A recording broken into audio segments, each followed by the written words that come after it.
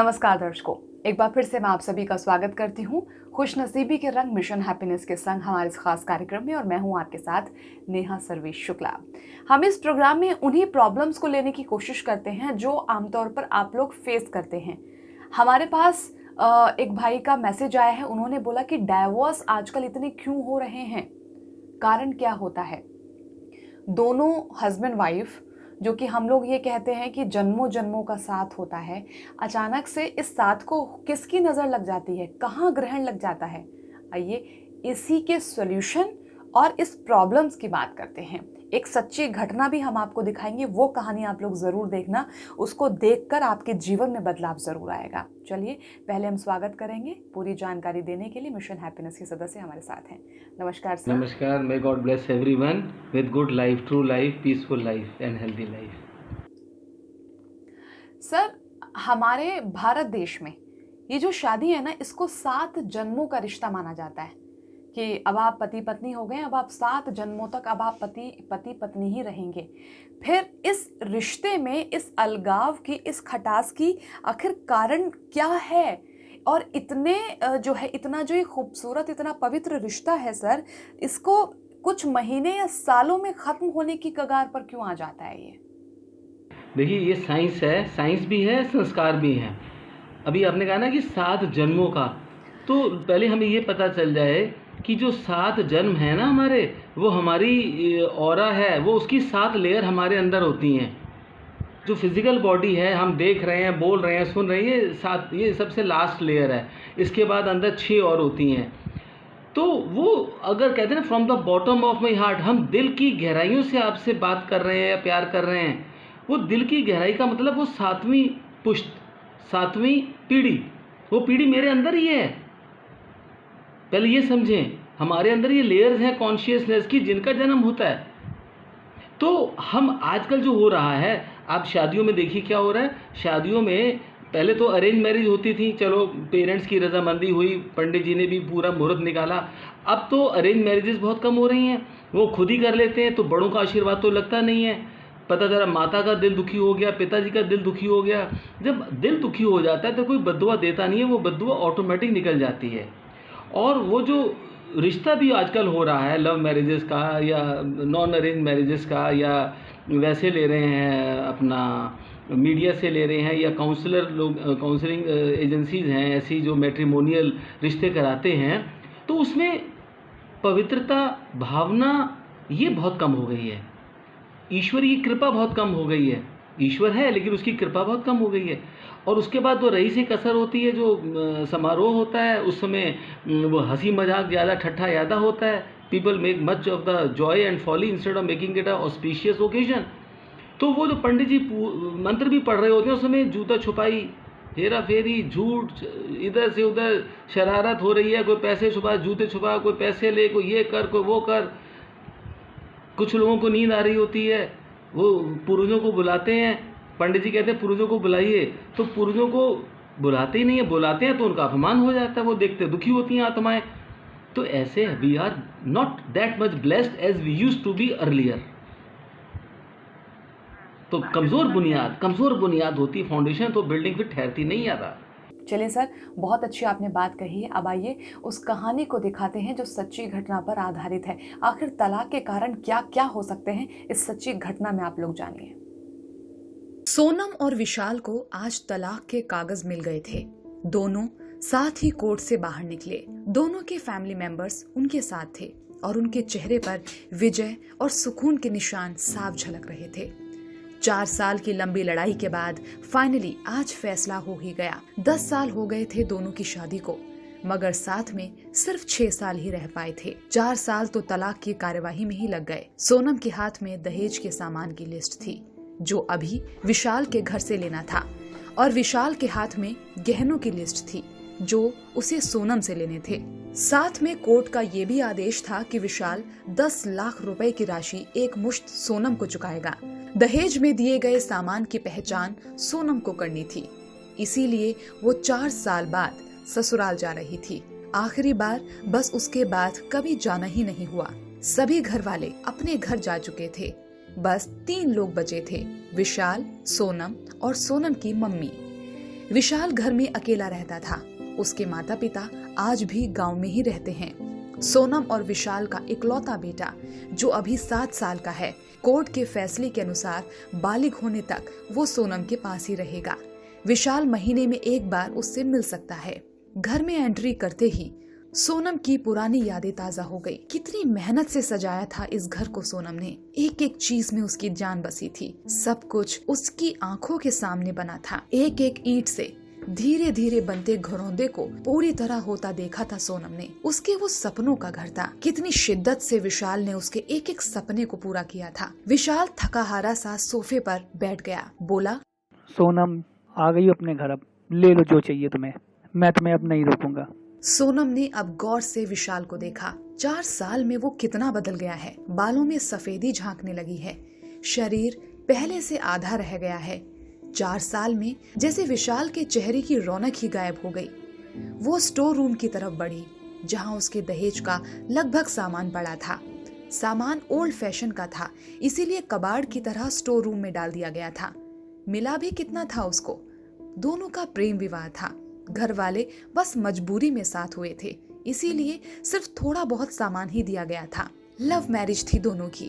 शायद नजर लग गई किसी की। बस एक बार पीकर बहक गया था विशाल। हाथ उठा बैठा था सोनम पर। वो गुस्से में मायके चली गई। फिर चला था लगाने सिखाने का दौर। इधर विशाल के भाई भाभी, उधर सोनम की माँ। मामले को इतना गंभीर बना दिया इन लोगों ने कि नौबत कोर्ट तक जा पहुंची और दोनों का तलाक हो गया। ना सोनम लौटी और ना विशाल लेने गया। सोनम की माँ बोली, अरे कहाँ है तेरा सामान? इधर तो नहीं दिखता। बेच दिया होगा इस शराबी के बच्चे ने। सोनम कहती है, चुप रहो माँ, क्योंकि सोनम को न जाने क्यों विशाल को उसके मुंह पर शराबी कहना अच्छा नहीं लगा। फिर स्टोर रूम में पड़े सामान को एक एक करके लिस्ट से मिलाया गया। सर, अभी ये कहानी अभी अधूरी है। अभी इस कहानी को हम थोड़ी देर में पूरा करेंगे। लेकिन मुझे एक बात बताइए सर, जब एक भाई का बहन के साथ झगड़ा होता है, या एक बेटी का या एक बेटे का माता पिता के साथ झगड़ा होता है, या भाई के साथ जो झगड़ा होता है, तब हम उस रिश्ते को क्यों नहीं कहते, अच्छा अब झगड़ा हो गया, अब हम इसको चेंज कर देंगे, यानी कि अब मेरा भाई कोई और होगा, मेरे माता पिता कोई और होंगे। हम इन रिश्तों को क्यों नहीं बदलते? क्यों हस्बैंड वाइफ के रिश्ते में ही ये होता है कि झगड़ा हो गया, रिश्ता खराब हुआ, रिश्ता कोर्ट तक पहुंच गया, फिर उसमें बदलाव की बात कहाँ से आ जाती है? क्यों एक वाइफ हस्बैंड को चेंज करने के बारे में सोचती है या हस्बैंड वाइफ को चेंज करने के बारे में सोचता है, और रिश्तों में क्यों नहीं होता है सर? देखिए, बड़ी इंटरेस्टिंग सिचुएशन है। आपने बड़ा अच्छा क्वेश्चन किया है कि भाई बहन माता पिता ये हमारे ब्लड रिलेशंस होते हैं, ये हमारे खून के रिश्ते होते हैं। हस्बैंड वाइफ के साथ हमारे रिश्ते खून के नहीं होते हैं, वो हमारे धर्म के रिश्ते होते हैं। तो कहते हैं धर्म पत्नी, धर्म पत्नी, पत्नी अलग है, धर्म पत्नी अलग है, धर्म पति।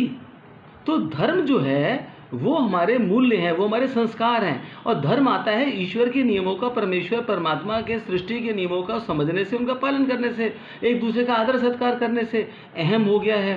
पहले क्या होता था, जो मेल होते थे फीमेल को दबाते थे। अब फीमेल क्योंकि डेवलप होती जा रही हैं, फाइनेंशियली इंडिपेंडेंट होती जा रही हैं, एजुकेशनली डेवलप हो गई हैं, उनके पास सोसाइटी में एवेन्यूज़ अवेलेबल हैं, और इतनी मीडिया इतना पॉपुलर हो गया है, उसने इतने लोगों के अंदर जागृति ला दी है। तो अब जो मेल है वो फीमेल को अगर सप्रेस करने की कोशिश भी करते हैं तो फीमेल होती नहीं है। इसलिए वहाँ पे ईगो का जो है वो टकराव हो जाता है। It's a collision of the egos, and that is the reason when collision takes place. उस समय व्यक्ति अपनी भविष्य को भूल जाता है, अपने बच्चे। अच्छा, क्या होता है जब बुरा वक्त आता है, स्टार्स, हमने फिर आपसे कहा कि जब धर्म हट गया तो स्टार्स अनफेवरेबल हो जाते हैं, प्लैनेट अलग हो जाते हैं, एनर्जी गलत खराब हो जाती है, अच्छी बात भी बुरी लग जाती है। तो सुमति जो है कुमति में चली जाती है। जहाँ सुमति तहाँ संपत्ति नाना, जहाँ कुमति तहाँ विपत्ति ना दाना। अब वो हस्बैंड को अपना पूरा का पूरा, वो जब डिवोर्स भी होता है तो प्रॉपर्टी का हिस्सा देना पड़ता है। इसलिए लोग लिव इन रिलेशनशिप में रह रहे हैं मेट्रो सिटीज़ में। लेकिन लिव इन रिलेशनशिप भी उससे ज़्यादा खतरनाक है, फिर वो कोर्ट में केस पहुंच जाते हैं। तो इस तरीके से मेन बात यह है कि संस्कारों की, धर्म की जो हानि हो गई है वो पाश्चात्य जो वेस्टर्न कंट्रीज़ हैं उनको कॉपी कैट करने की वजह से हुई है। वो हमें बचना पड़ेगा क्योंकि अंत बहुत बुरा होता है, इसमें दिल के मन के रोग लग जाते हैं। बिल्कुल सही कहा सर कि हम संस्कारों से विमुख हो रहे हैं, हम मॉडर्न होते जा रहे हैं। चलिए ये मॉडर्नपना इतना ज़्यादा ना हो कि हम लोग अपने रिश्तों को ही खो दें। चलिए आगे बढ़ते हैं और जो हमारी कहानी है इसको हम पूरा करते हैं। सोनम ने सिर्फ अपना सामान लिया, विशाल के सामान को छुआ भी नहीं। फिर सोनम ने विशाल को गहनों से भरा बैग पकड़ा दिया। विशाल ने बैग वापस सोनम को दे दिया और कहा, सोनम इसे रख लो, मुझे नहीं चाहिए, तुम्हारे आगे काम आएंगे, तुम्हारे मुसीबत के दिनों में ये सब गहने काम आ जाएंगे। मैं इनका क्या करूँगा सोनम, रख लो तुम इन्हें। गहनों की कीमत 15 लाख से कम नहीं थी। सोनम कहती है, क्यों विशाल, कोर्ट में तो तुम्हारा वकील कितनी बार गहने गहने चिल्ला रहा था, अब रखने में तुम्हें क्या दिक्कत हो रही है? सोनम, कोर्ट की बात कोर्ट तक खत्म हो गई। वहाँ तो मुझे दुनिया का सबसे बुरा जानवर और शराबी साबित कर दिया तुम्हारे वकील ने, तब तुम कुछ नहीं बोली। कोर्ट की बात कोर्ट तक ही रखो, इसे रख लो। ये सब सुनकर सोनम की माँ की नाक भौं चढ़ गई। सोनम ने कहा, नहीं चाहिए विशाल, वो 10 लाख भी नहीं चाहिए। सोनम यार, बच्चों की तरीके की जिद मत करो, इतनी बड़ी जिंदगी पड़ी है तुम्हारी, कैसे काटोगी? ले जाओ, काम आएंगे तुम्हारे। सोनम ने कहा, बस यूं ही। सोनम ने ये कहकर मुंह फेर लिया। सोनम यार, इतनी बड़ी जिंदगी पड़ी है तुम्हारी, कैसे काटोगी इसे? ले लो, ये इतनी बड़ी रकम नहीं है, काम आएंगे तुम्हारे कभी, ले लो इसे। इतना कहकर विशाल ने भी मुंह फेर लिया और दूसरे कमरे में चला गया। शायद आंखों में कुछ उमड़ा होगा जिसे छिपाना भी जरूरी था। सोनम की मम्मी गाड़ी वाले को फोन करने में व्यस्त थी। सोनम को जैसे ही मौका मिला वो विशाल के पीछे उसके कमरे में चली गई। उसने देखा कि वो रो रहा था, अजीब सा मुंह बनाकर, जैसे भीतर के सैलाब को दबाने की जद्दोजहद कर रहा हो। सोनम ने उसे कभी रोते हुए नहीं देखा था। आज जब देखा, लेकिन वो ज्यादा भावुक नहीं हुई। वो सधे अंदाज में बोली, इतनी फिक्र थी तो तलाक क्यों दिया? मैंने दिया तलाक? तुमने दिया है सोनम, तुमने। दस्तखत तो तुमने भी किए थे ना, माफी नहीं मांग सकते थे? अरे सोनम यार, तुमने मौका कब दिया माफी मांगने का? तुम्हारे घर वालों ने तो हद ही कर दी, जब भी फोन किया काट दिया। तो तुमने लोगों ने मौका कब दिया मुझे माफी मांगने का? घर भी आ सकते थे ना? यार सोनम, हिम्मत नहीं जुटा पाया, इतनी हिम्मत नहीं थी कि तुम्हारे सामने आकर, तुम्हारे घर पे आकर कुछ बोलूं। फिर सोनम की माँ आ गई। वो उसका हाथ पकड़कर बाहर ले गई। अरे अब क्यों मुंह लग रही है इसके? अब तो रिश्ता भी खत्म हो गया ना। माँ बेटी बाहर बरामदे में सोफे पर बैठकर गाड़ी का इंतजार करने लगी। सोनम के भीतर भी कुछ टूट सा रहा था। वो सुन्न पड़ती जा रही थी। जिस सोफे पर बैठी थी उसे गौर से देखने लगी। कैसे बचत करके उसने और विशाल ने वो सोफा खरीदा था। पूरे शहर में घूमी, तब घंटों घूमकर ये सोफा उन्हें पसंद आया। फिर उसकी नजर सामने तुलसी के पौधे पर पड़ी जो सूखा हुआ था। कितनी शिद्दत से वो उसकी देखभाल किया करती थी। घबराहट और बढ़ी तो वो फिर से उठकर भीतर चली गई। माँ ने पीछे से बहुत आवाजें लगाई, लेकिन उसने अनसुना कर दिया। विशाल बेड पर उल्टे मुंह पड़ा था। एक बार तो उसको उस पे दया आई, मगर वो जानती थी कि अब सब कुछ खत्म हो गया है, इसीलिए उसे भावुक नहीं होना है। उसने सरसरी नजरों से कमरे को देखा।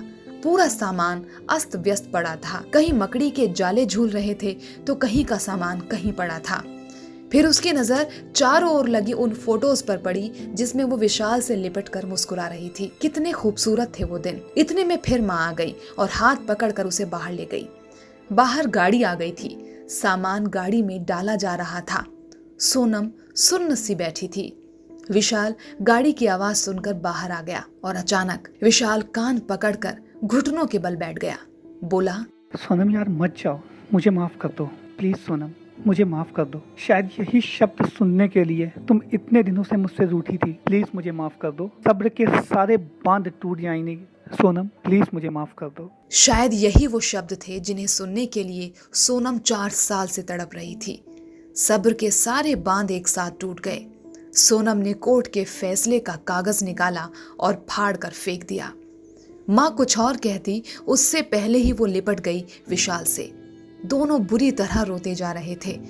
दूर खड़ी सोनम की माँ ये समझ गई थी कि कोर्ट का आदेश दिलों के सामने कागज से ज्यादा और कुछ नहीं। काश उनको पहले मिलने दिया होता। दोस्तों, इस कहानी से हमें यही सीख मिलती है कि अगर माफ़ी मांगने से ही रिश्ते टूटने से बच जाएं तो माफ़ी मांग लेनी चाहिए। सर, कहानी हमने सुन ली है पूरी। उम्मीद है कि लोगों को काफ़ी जागरूकता इससे मिली होगी। अब मुझे मैं ये जानना चाहूँगी सर, हमने कहानी में देखा है, फिल्मों में देखा है कि माफ़ी मांग लेने से चीज़ें सॉर्ट आउट हो जाती हैं, चीज़ें ख़त्म हो जाती हैं। तो क्या वाकई में असल ज़िंदगी में भी ऐसा ही होता है? देखिए, सिंपल सी बात है, जिसने दिल से, सारा खेल दिल का है। अगर दिल मैंने आत्मा डोमिनेट कर लेती है बुद्धि को, मन को, तब तो सब दिल से जो माफ़ी मांग लेगा वो बड़ा हो जाएगा, भगवान उसके साथ जुड़ जाता है। कोई नीचे माफ़ी मांगने से कोई छोटा नहीं हो जाता, लेकिन और बड़ा बन जाता है। इससे हमारा अहंकार ख़त्म होता है। और ये चीज़ हमें नेहा जी समझनी पड़ेगी, दर्शकों को भी सोचनी पड़ेगी कि पति पत्नी के रिश्ते बहुत सोच समझ के बनाए जाते हैं। ये सोल हीलिंग के लिए बनाए जाते हैं, बिना वजह के हम लोग साथ नहीं आते। उसके पीछे रीज़न होता है कि हमारे अंदर कुछ कमियां हैं, विकार हैं, उनको हम दूर करके पृथ्वीलोक की यात्रा को कंप्लीट करें। तो पति पत्नी के रिश्ते खाली इस जन्म के नहीं होते, वो कोई पिछले जन्मों के भी हमारे होते हैं और आगे भी चलेंगे। अगर हमने एक दूसरे को क्षमा नहीं किया, एक दूसरे को आदर सत्कार नहीं दिया, अहंकार खत्म नहीं किया और बदला लेते रहे, तो ये प्रतिशोध the revengeful feeling this will continue future also. वो व्यक्ति, पति जो है, वो पुत्र बन के, बहन बन के, भाई बन के, पुत्री बन के, किसी रूप में शत्रु बन के आगे बदला उतारेगा, या पत्नी कुछ रूप में आ जाएगी। इसलिए हम लोगों को यहीं पे क्षमा एक दूसरे को कर देना चाहिए, फॉरगिवनेस, फॉरगिव एंड फॉरगेट, फिर देखिए मज़ा ही मज़ा है। तो इस दिल को मजबूत कैसे करें सर? इसको तो भगवान का स्मरण से, और अपने उसको मौत को याद रखना, शरीर की मौत को याद रखना। क्योंकि जब बॉडी की डेथ होती है ना, तो उस समय सब चीज़ें बहुत तेज़ी से घूमती है। मैंने किसी का दिल दुखाया था, तो लड़की का दिल नहीं दुखाना चाहिए भाई। देखिए, रिस्पॉन्सिबिलिटी फिर पहले भी कई प्रोग्राम में आया, हमारे रेनबो वाले प्रोग्राम में भी आया आकाशवाणी के, कि किसी रिस्पॉन्सिबिलिटी मेल की जाता है, फीमेल इमोशनल होती है भैया, उसको तो अपने सिर माथे पे बिठाना पड़ेगा। और थोड़ा बहुत तो दोनों तरफ से होता है, लेकिन 60-40 का रेशियो होना चाहिए। 60% रिस्पॉन्सिबिलिटी हस्बैंड की है, 40% वाइफ की है। तो हमें तो इंपॉर्टेंस तो देनी पड़ेगी और बहुत ब्लेसिंग मिलती हैं। अब उसके बाद भी अगर हो जाए तो देखिए, अब हम लोग, इंटरेस्टिंग बात है, हंसी की भी बात भी है, कोई बिजनेस की बात नहीं है, लेकिन हमारे प्रोफेशन की बात है। ये प्रोडक्ट है, देखिए, रिविन HH हेल्दी हार्ट कैप्सूल्स। इसमें बहुत अच्छा कॉम्पोजिशन है बार्क ऑफ अर्जुना का, गार्लिक का, त्रिकटू का, गोखरू का, कार्डमम का। क्यों? जब ब्लड प्रेशर बढ़ता है, गुस्सा आता है, अहंकार होता है, तो ब्लड प्रेशर बढ़ता है, गुस्सा आता है, हार्ट डिसीजेज हो सकती हैं। तो हार्ट डिसीज़ एक बार हो गई, डिसीज़ नहीं है, हार्ट डिसऑर्डर है, उसके बाद तो फिर या तो स्टेंट डलवाइए, या ओपन हार्ट सर्जरी कराइए, या बाईपास सर्जरी कराइए। लेकिन ये प्रोडक्ट लेने से अगर इमोशनल डिस्टर्बेंसेस हो गए हैं, बीपी हाई है, कोलेस्ट्रॉल बढ़ा हुआ है, तो रिविन HH का एक कैप्सूल दिन में 2 बार लेने से, daily after 40 years of age सभी लोग ले लें, इसका कोई साइड इफेक्ट ही नहीं है। तो उससे क्या होगा कि जो ब्लड प्रेशर भी कंट्रोल रहेगा, कोलेस्ट्रॉल भी कंट्रोल रहेगा, जो हार्मफुल कोलेस्ट्रॉल LDL है, और जो यूजफुल कोलेस्ट्रॉल HDL है वो बढ़ जाएगा। ये सारी जानकारी वेबसाइट पे अवेलेबल है, गूगल पे अवेलेबल है, एम्स के डॉक्टर्स के द्वारा रिकमेंडेड फॉर्मुलेशन है, बहुत कम कंपनीज का आता है और बहुत सस्ता है, 6 रुपीज़ पर कैप्सूल, तो 12 रुपीज़ पर डे हुआ, तो 12 रुपीज़ का मतलब हो गया 360 रुपये पर मंथ। जस्ट 360 रुपीज़ में अगर हमारा ब्लड शुगर कंट्रोल होता है, कोलेस्ट्रॉल कंट्रोल होता है, बीपी कंट्रोल होता है, हार्ट की मसल्स मजबूत हो जाती है, तो कौन सा नुकसान है। चलिए, तो आज आप लोगों ने तलाक होने के कारण क्या क्या हो सकते हैं वो जाने, लेकिन इसको आप ध्यान ही मत दीजिए। फिलहाल आपको बस अपने मजबूत रिश्ते की खूबसूरती को और मजबूत बनाना है। और रही बात रिविन HH इस टैबलेट की, जो आपके हार्ट का इंश्योरेंस करती है। आजकल हार्ट की जो प्रॉब्लम्स हैं, छोटे से लेकर बड़े सबको हो रही हैं, तो हम उम्मीद करते हैं कि जब आप इस टैबलेट को खाएंगे, आप इस टैबलेट को मंगवाएंगे, खर्चा बहुत, मतलब इतना रीज़नेबल है ना, वरना आप सोचिए हार्ट की जो बीमारियां होती हैं ना, उसको लेकर दवाइयां इतनी महंगी होती हैं कि हम परेशान हो जाते हैं। लेकिन इन दवाइयों के पीछे हमारा रीज़न सिर्फ इतना है कि आप लोगों को एक अच्छी और बढ़िया चीज़ आप लोगों तक पहुँचे। इसमें मुनाफा कमाना हम लोगों का बिल्कुल भी उद्देश्य नहीं है। हम ये चाहते हैं कि आप लोग स्वस्थ रहें, आपका अपना स्वस्थ रहे। बस खाना खाने के बाद 2 टैबलेट लेनी है, एक सुबह एक शाम। 35 के आसपास जो लोग हैं, यानी कि 35 साल से जो ज़्यादा के लोग हैं, वो इन टैबलेट को ले सकते हैं। पूरी जानकारी अगर आप इसको मंगवाना चाहते हैं तो नंबर आपके सामने, नंबर पे आप लोग फ़ोन कीजिएगा, पूरी जानकारी आपको मिल जाएगी। सर, बहुत बहुत धन्यवाद आपका इतनी वैल्यूएबल और बहुत अच्छी जानकारी हम लोगों को देने के लिए। Thank you so much. Thank you so much. God bless everyone with good heart and with a broad mind.